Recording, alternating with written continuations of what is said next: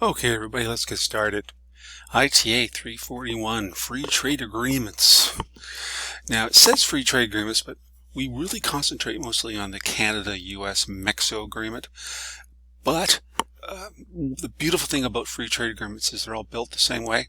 And as a matter of fact, the Canada-US-Mexico Agreement comes from the North American Free Trade Agreement, which came from the Canada-US Free Trade Agreement, which was one of the first free trade agreements in the world, and the first built this way, built based on the harmonized system. So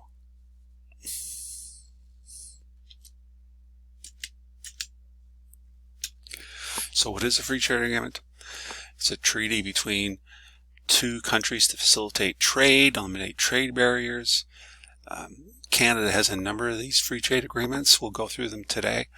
One of the first was the Canada-US Free Trade Agreement, and then the North American Free Trade Agreement, which replaced it in 1994.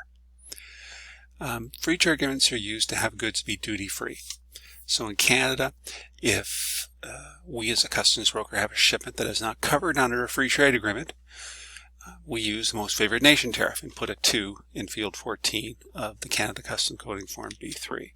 So let's just go to that for a second. And here in field 14, this particular B3 has the number 2, and 2 signifies most favored nation. And as you can see, it carries a duty rate. Trust me, it carries a duty rate.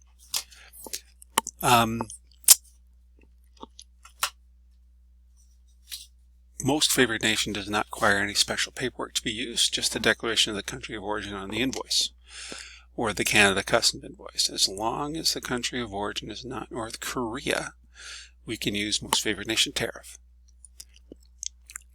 But most favored nation frequently carries a percentage of duty and is not duty free. So as you can see, if we go to the look up the customs tariff in chapter 63, you can see the most favored nation column has pretty high duty rates.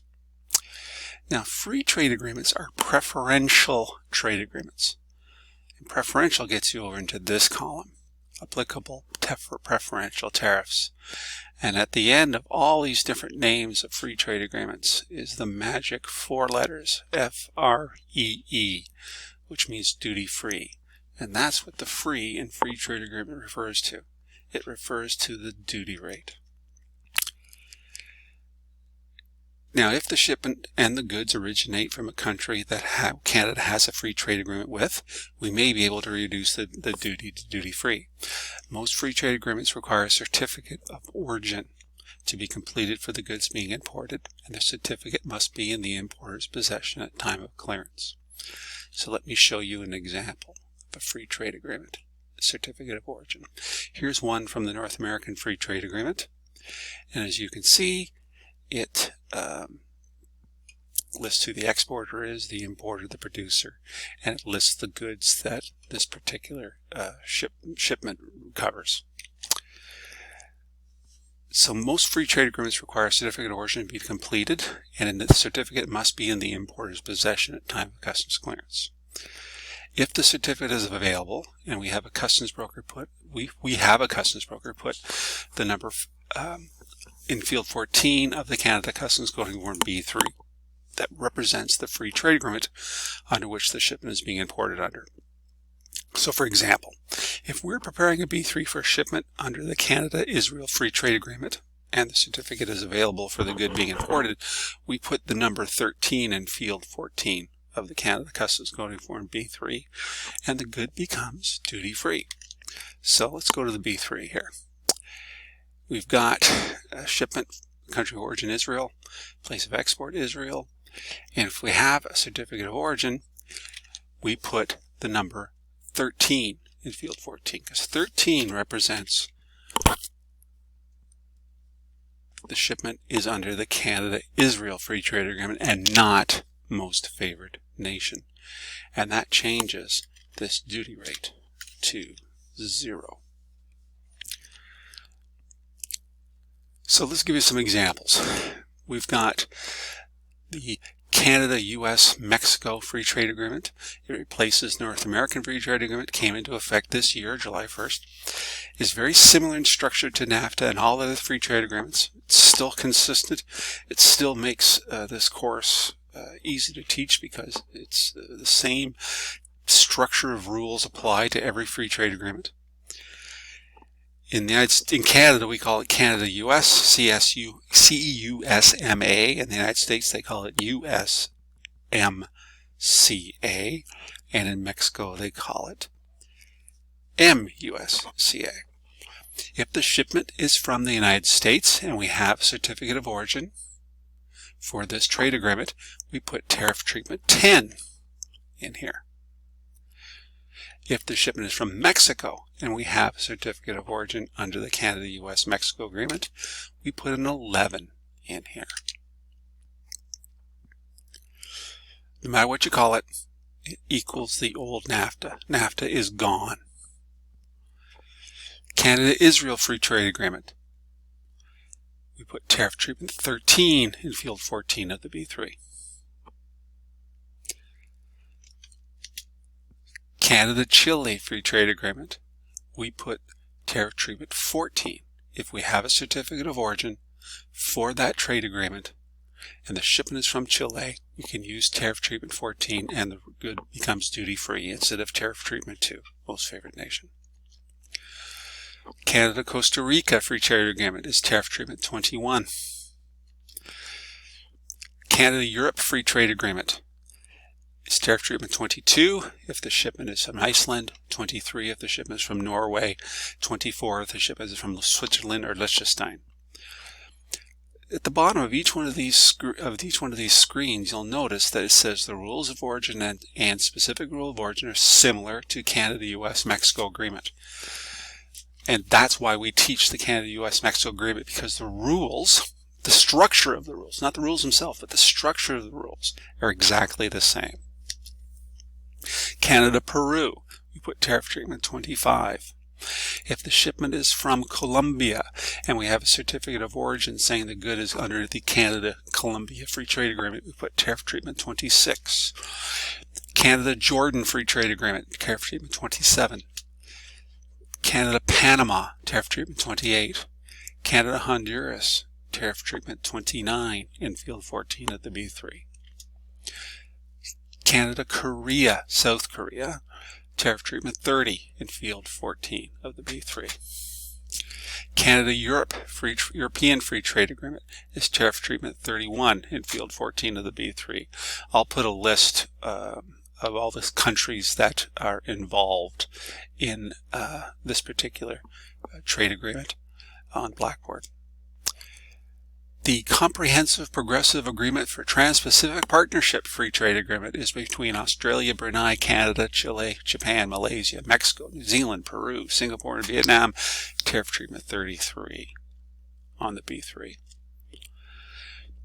So, on free trade agreements, what you need to remember is the exporter is the one who's supplying the certificate of origin. So the person filling out the certificate of origin, let's give you this one. This one's from Korea. It is a company in Korea who's filling it out and certifying it down here. Okay? Apple Exporters, as you can see, is in Korea.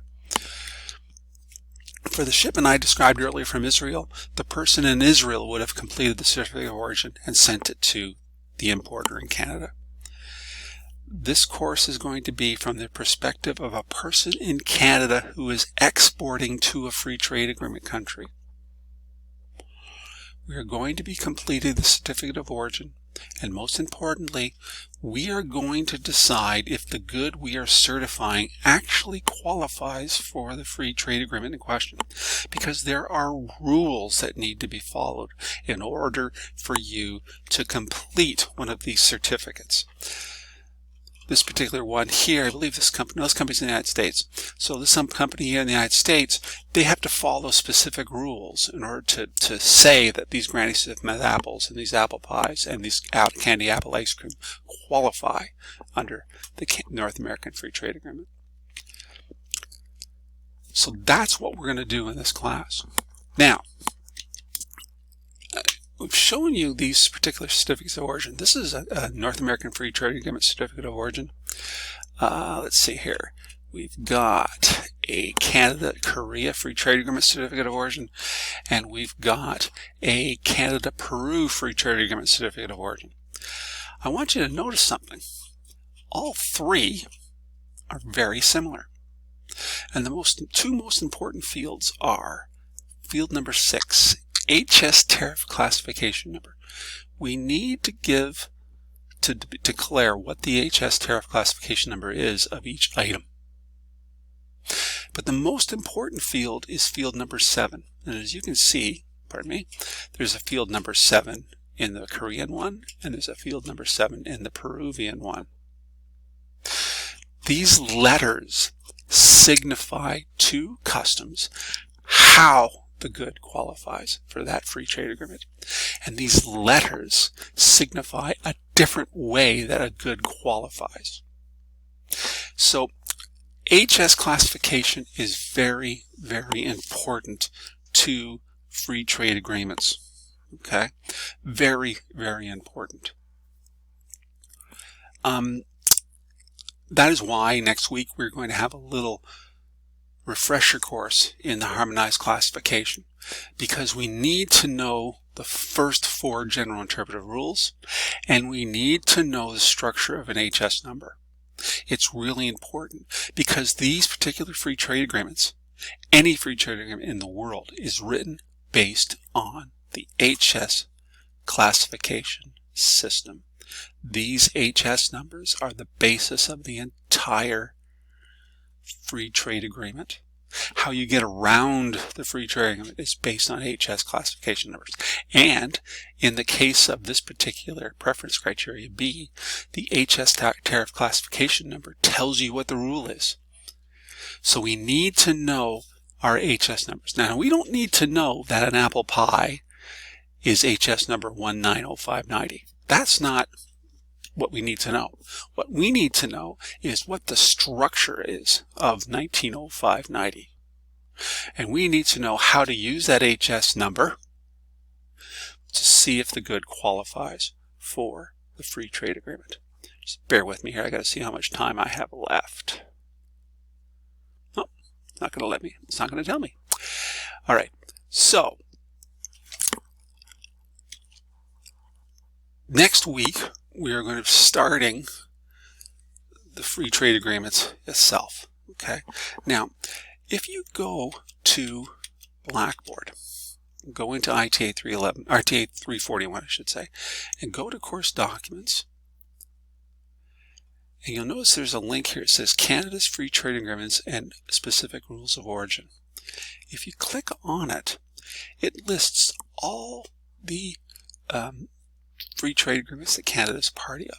And how you find the free trade agreements is you go under Agreement Type, click Free Trade Agreement, and you click In Force, meaning it is part of the law. And we hit Filter, and it lists all the trade agreements that we just talked about. Okay? And what we'll be doing next week is using the HS number to go into these particular free trade agreements to gather some information. Okay? So that is the